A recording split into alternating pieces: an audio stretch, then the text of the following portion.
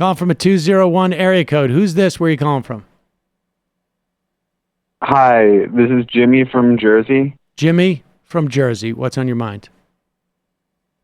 Hi, thanks for taking my call. I'm calling in to talk about veganism. I think that it's the most important. I think that the animal rights movement is the most important movement of the century.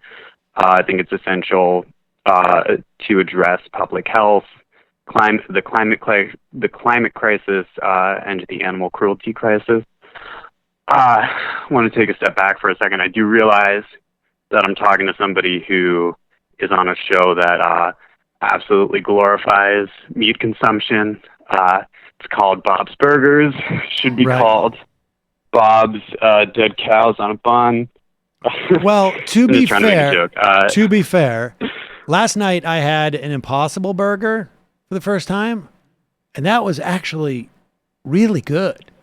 Yeah, I like them. So I'm not aware that Bob's Burgers isn't a completely vegan burger joint, but I assume it's not. But yes, okay.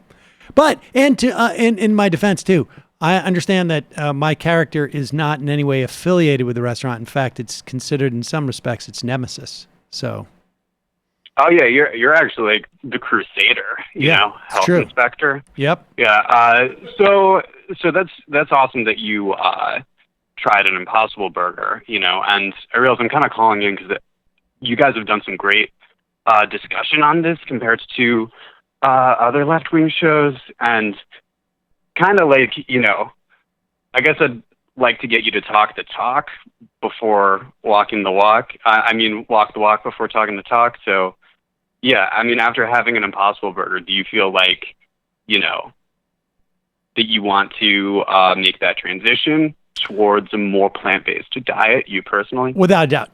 I mean, my feeling was like, I'm not ordering a burger here again anymore. My son likes to go to this burger place.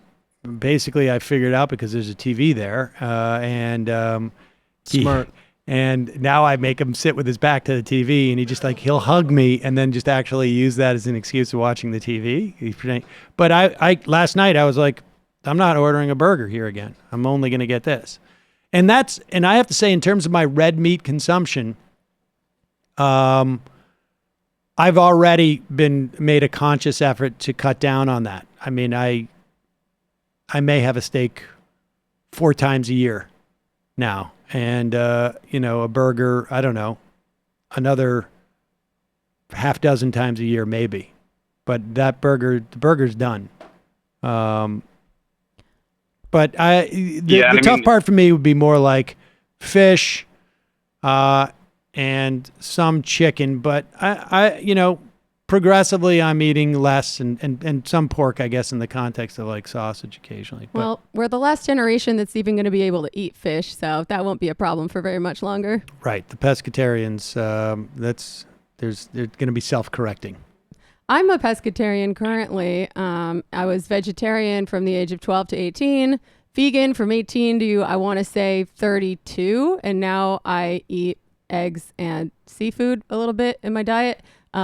I will say that what you do on an individual level really doesn't matter that much in terms of the world. We're going to have to ramp down meat production by a lot if we want to save the planet. And this is one thing that I would hope people would vote to do if we ever take democratic control over production. And that, in that case, yes, people are going to need to be sold on less meat for everyone. But until that happens, your personal lifestyle choices, I mean, they're great for you. Like I just said, I don't eat most kinds of meat, but it's going to need to happen on the side of production rather than consumption in order to make a difference. Yeah. So if I can respond to that, you know, I very strongly disagree that what we do, you know, doesn't matter, you know, that it doesn't make a difference. I think it makes all the difference. I mean, like, if we're not going to change our habits, if we're not going to do anything, then how are we going to solve the problem? We're just going to wait for fish to go extinct. You know, like, we need to do something, and we need to do what we can. And, you know, speaking to somebody, you know, who I'm really happy to know that, you know, that you do things about this and that you you were a vegan at one point, and I assume, there's a point where, you look at this stuff, you see what really happens. 'Cause it's not just the climate stuff. It's an animal cruelty crisis, and like just looking at what happens to them, and letting yourself feel remorse for that, and like I let myself cry about it. I feel remorse about it. It's a terrible thing that's happening to this whole planet. What we do just as a species. How we just use other species. However we see fit. Being in that state of mind, which I'm sure you've been in before. I'm sure you've seen it before. There must have been a time where you had that state of mind, and you knew that saying that, just saying, "Oh, what I do doesn't matter," like those excuses that people make for not being vegan, that they're bullshit. Like we need to take responsibility for what we do, and we're the cause of this, each and every one of us. I mean, I can only tell you that from the perspective of like having spent a decent amount of time living in a rural area, that there's there's another perspective that particularly people who farm have, and not necessarily like big farms, but I had neighbors up there. They'll buy 2 pigs, in the early spring, late spring, and then they'll slaughter them in October, and that'll be the food that they eat for the winter, or they'll shoot a deer, and that'll be the other meat that they have for the winter.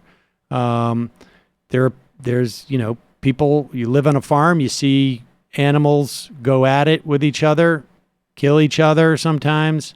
And you just get a sense of like, we're all just sort of living entities, and we all end up back in the soil on some level, and it's just part of a cycle. I mean, I think. Well, the difference between us and animals is that, we can think about this, we can, make the decisions, and we can take responsibility for it. And, when animals kill each other, I mean, that is what they're supposed to do, in nature. That doesn't dictate, what we're supposed to do. What we're supposed to do is, make good decisions. Well, but listen, what I believe we're supposed to do I'm sympathetic with your perspective, but how do you know what we're supposed to do? Well, here's the thing. Like, well, wait a second. I'm asking, I think everything you're saying in terms of the practical issues, I agree with. But how do you know what we're supposed to do as humans? Well, that is an interesting question. I think that we decide what we're supposed to do. Right. So I don't know in like a metaphysical sense. I'm not like a religious person, but I think that, well, I could go at this instead of from a religious perspective, from a biological perspective. I think that if there is a God, he's telling us hardcore, you guys need to stop eating meat. It's a public health crisis too, Well, wait a second, but wait. Look at the biology of humans. There's nothing about our biology. Well, wait a second. That requires us to eat meat. We, anatomically, we don't have anything that even allows us to eat meat without using technology to cook it. We are physically herbivores. I understand. There are plenty of animals that can eat meat and also non-meat. But I guess my point is, from a practical standpoint and from everything you're saying, but in terms of like what we're supposed to do, we don't know.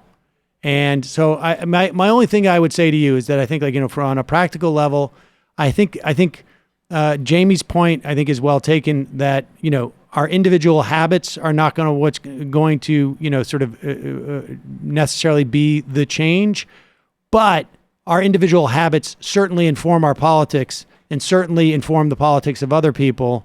And we can bring about sort of a societal change on big questions like this, in terms of like our agriculture and our the way that we deal with these things. I would just say that, like, I think it's a trickier sell, frankly, and I don't think it's. I think it's a trickier sell to say about like what we are or are not supposed to do. What part of us are simply animals, and what part of us have the ability to rise above our animal instincts. But yeah, the moral appeal is not going to be effective for the greatest number of people. Like, I share the goal of wanting people to eat less meat, for the animals, for health, for the planet. I think the most effective way to do that, and the most effective arguments for most people, will be that we need to have a habitable planet. Because when it comes down to morality, it's entirely subjective. Unless there's like, everybody believes in the same moral system, everybody believes in the same like platonic ideals somewhere in the sky. Like, it's very hard to prove that something is immoral when it comes to something that has so little agreement like animal rights. Well, I think that I think it's just really important, just on the subject of environmentalism, because this is the number one cause of species extinction. We're using more land for it than we are for almost anything else, and I just think that we're living in a mass extinction right now, and if we don't as a species, and I mean I'm not necessarily, I don't know how successful I'm going to be. I haven't practiced this. I don't know how successful I'm going to be in changing people's minds. But, it's important that that we as a species, if we're going to have an environmental movement, that people start to see all life on this earth as being valuable. People kind of start to realize that, we're all on this planet together. I mean, look, we have a problem. If we don't treat each other with respect, we're gonna kill ourselves. I agree, but I mean, I have to remind you that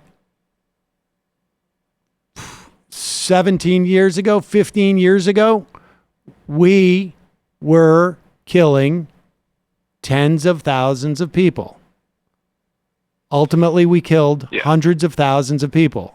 And if you walked around, I was a fully grown adult at this time, you walked around and asked people about it, nobody gave it a second thought. Nobody gave it a second thought. I mean, so there are limitations on a human's ability to give a crap about other people, and that is a reality. And it's also going to make it that much harder for them to give a crap about animals, which is why I say that in terms of achieving your ends, if they are strictly to